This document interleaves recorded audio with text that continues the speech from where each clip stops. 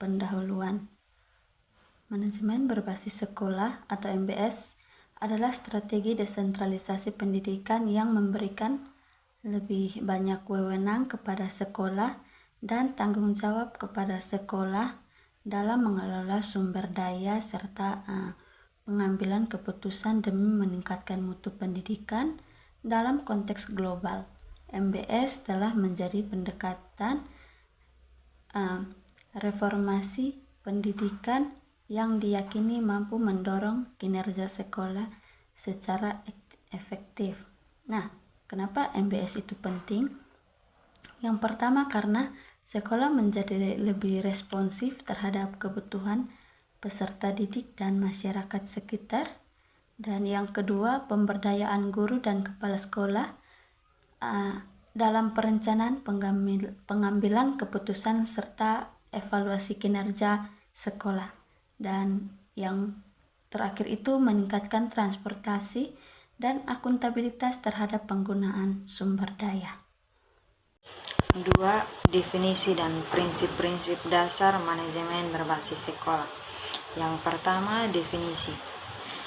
Manajemen berbasis sekolah adalah suatu pendekatan dalam pengelolaan pendidikan yang memberikan kewenangan secara penuh kepada sekolah untuk mengelola sumber daya manusia, finansial, dan materi, serta pengambilan keputusan strategi secara mandiri, namun tetap dalam kerangka kebijakan nasional. Yang kedua, prinsip-prinsip dasar manajemen berbasis sekolah. Yang pertama, kemandirian autonomi.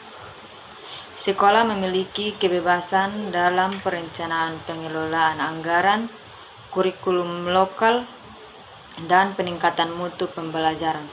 Yang kedua, partisipasi melibatkan semua pemangku kepentingan guru, siswa, orang tua, komite sekolah, masyarakat dalam proses pengambilan keputusan. 3. Transparansi dan akuntabilitas.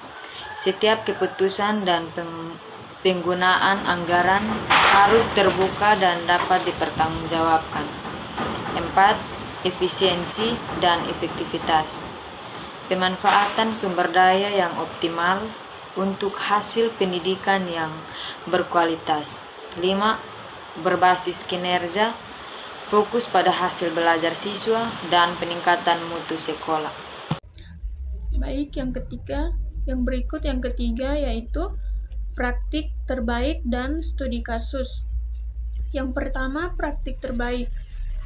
Praktik terbaik terdiri dari yang pertama, penyusunan rencana kerja sekolah atau RKS secara partisipatif.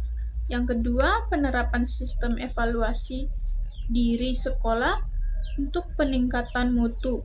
Yang ketiga, pelatihan kepemimpinan kepala sekolah dan manajemen keuangan. Topik yang kedua, studi kasus. Studi kasus yang kami peroleh yaitu dari SD Impres Lilibak Kupang. Sekolah ini mengimplementasikan manajemen berbasis sekolah atau MBS dengan melibatkan guru, siswa, orang tua, dan masyarakat dalam proses penyusunan kurikulum operasional satuan pendidikan atau KOSP dan perencanaan program pembelajaran. Mereka mengadakan forum diskusi dengan orang tua dan tokoh masyarakat untuk mendapatkan masukan dalam penyusunan KOSP yang relevan dengan konteks lokal.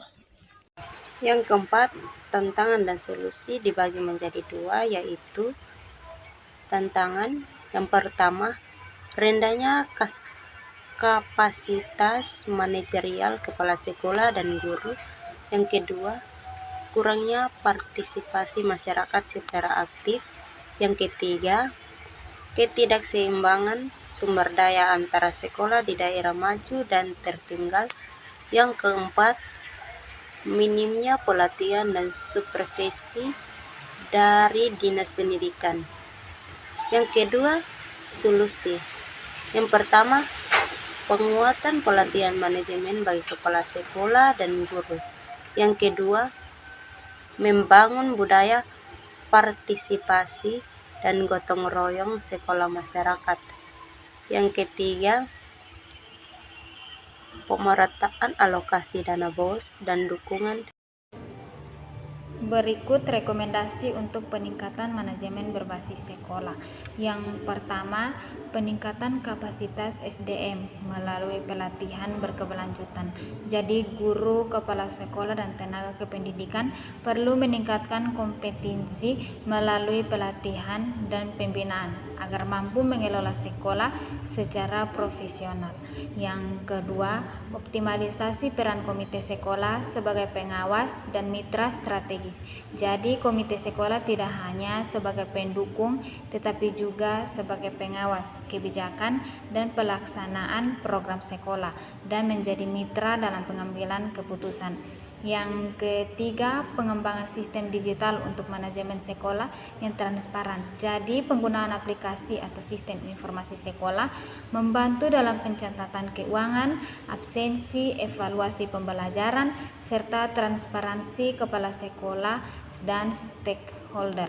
Yang keempat, kolaborasi antar sekolah untuk berbagi praktik baik. Sekolah-sekolah dapat saling belajar dan berbagi pengalaman, inovasi, serta strategi manajemen yang berhasil. Yang kelima, pemantauan dari Dinas Pendidikan dengan pendekatan coaching dan mentoring.